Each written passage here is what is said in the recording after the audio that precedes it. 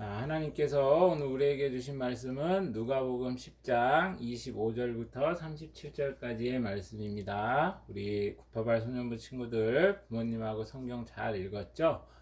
자, 오늘 성경 말씀의 제목은 가서 너도 이와 같이 하라입니다. 가서 너도 이와 같이 하라.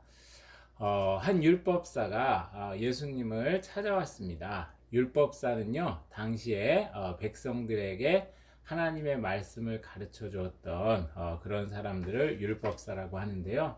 이 율법사가 예수님을 찾아와서 선생님, 어떻게 하여야 영생을 얻을 수 있습니까? 라고 묻습니다.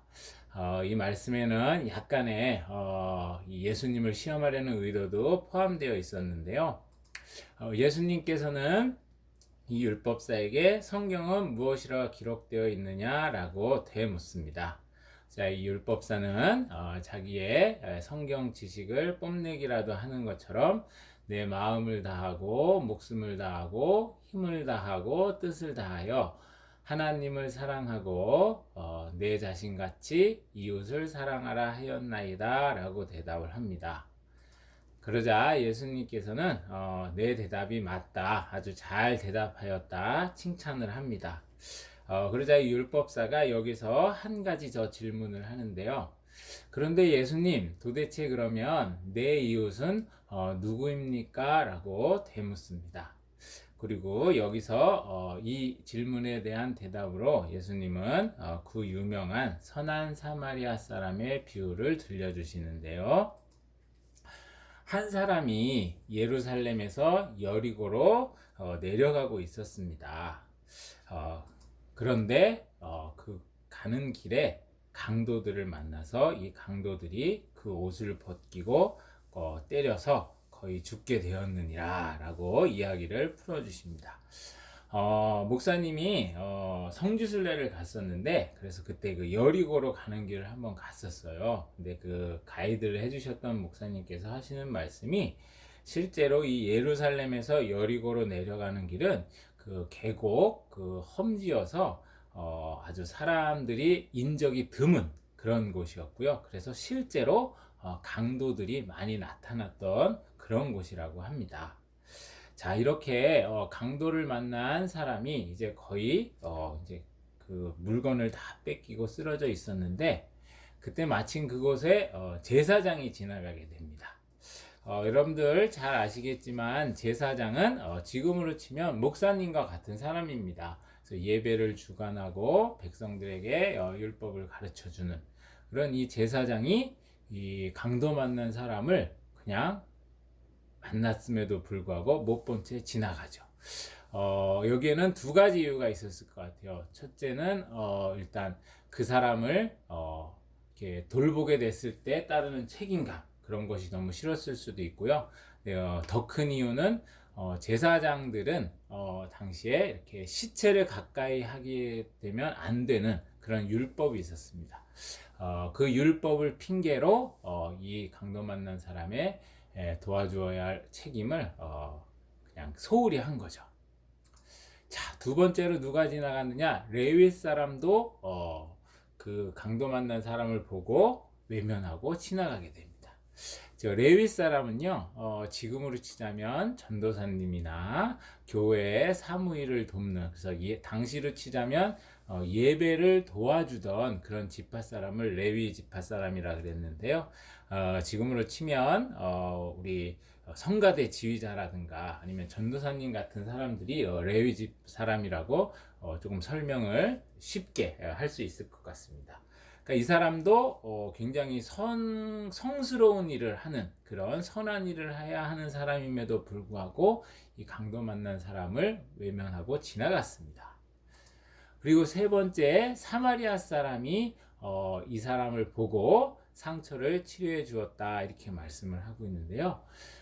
여기에 아주 중요한 의미가 있습니다. 사마리아 사람들은 당시에 이스라엘 사람들이 외국인하고 피가 섞였다고 해서, 즉 우리 지금 표현을 하면 혼혈이라고 해서, 이 유대 사람들, 이스라엘 사람들은 사마리아 사람을 굉장히 경멸하고 무시했던 사람입니다. 그런데 이 사람이 이 강도 만난 사람을 불쌍히 여겨서 치료를 해주고 거기에서 그치지 아니하고 자기 나귀에 태워서 여관에 데려다 주고 그리고 그 여관 주인에게 부탁하기를 내가 은화 뭇잎을 줄 테니까 이 사람을 잘 치료해 주시고 만약에 치료비가 더 들면 내가 돌아올 때 갚겠습니다 부탁을 하고 자기 길을 다시 떠나게 됩니다.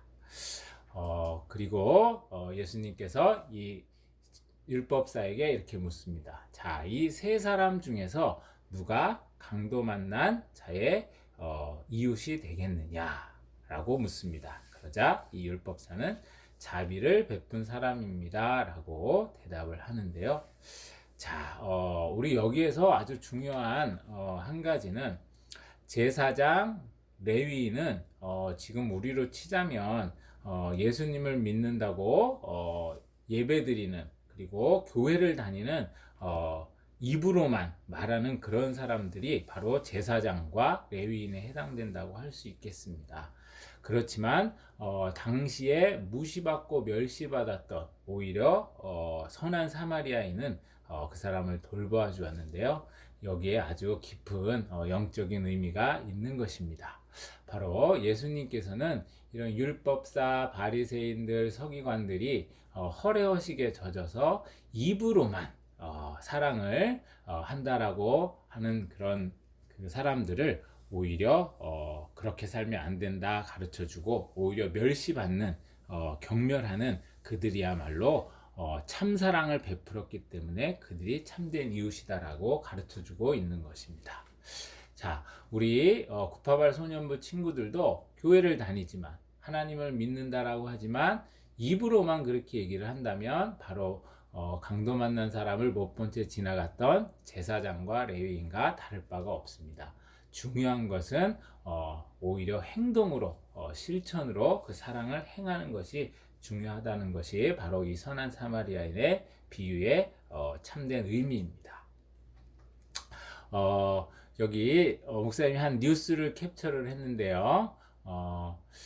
그 중국에서 한 장모라는 사람이 어머니 집에 가다가 이 교통사고 뺑소니 당한 사람을 못 본 채 외면하고 지나가는 일이 있었습니다. 한 노인 할머니가 이 쓰러져 있는 것을 보고서 괜히 이 여인을 도와줬다가 복잡한 일에 연루가 될까봐 외면하고 지나갔는데 오히려 그 여인이 바로 자기의 노무였다는 사실을 알고서는 다시 되돌아갔지만 이미 노모는 이미 저 세상으로 간 후에 일이었기 때문에 아주 그 네티즌들로부터 비난을 받고 오히려 그 자기 자신에게도 평생 한해 남을 그 후회를 하게 되었는데요. 우리 구파발 소년부 친구들은 우리가 어떻게 참된 이웃이 될 수 있을까 생각을 한다면 지금 이 뉴스에 나오는 사건처럼 모든 사람을 내 가족이라고 생각한다면 아마 이런 그 실수를 범하지 않고 참된 사마리아인으로 살아갈 수 있을 것 같습니다. 그래서 우리나라에서도 얼마 전에 이 선한 사마리아 법이라는 것이 실제로 사회법으로 제정이 되었는데요. 타인의 생명이나 신체에 중대한 위험이 발생하고 있음을 목격한 사람이 자신에게 특별한 부담이 생기지 않음에도 불구하고 그 구조에 나서지 않는 경우에 1년 이하의 징역이나 500만 원 이하의 벌금에 처하게 된다는 것입니다. 이런 선한 사마리아법이 실제로 제정이 되었기 때문에요. 또 행여 그런 어려움에 처한 사람을 돕다가 그 사람들에게 불이익을 끼쳤을 때 처벌받지 않는다는 것이 바로 선한 사마리아인의 법입니다. 자, 우리 구파발 소년부 친구들 오늘 선한 사마리아 사람의 비유를 잘 들었는데요. 실제로 이 비유의 가장 결론은 바로 가서 너도 이와 같이 하라입니다. 예수님께서 이 비유의 마지막에 율법사에게 당부한 말은 가서 너도 이와 같이 하라 라는 말씀입니다. 우리 소년부 친구들도 예수님의 비유의 말씀을 배웠다면 제사장이나 레위인처럼 입술로만 말로만 행하는 것이 아니라 실제로 가서 너도 이와 같이 하라는 말씀처럼 행할 수 있는, 실천할 수 있는 우리 소년부 친구들 되기를 축복합니다. 우리 부모님과 함께 축복기도 하시고 주기 도문으로 예배 마치시기 바랍니다. 샬롬. 한 주간도 건강하시고 행복하세요.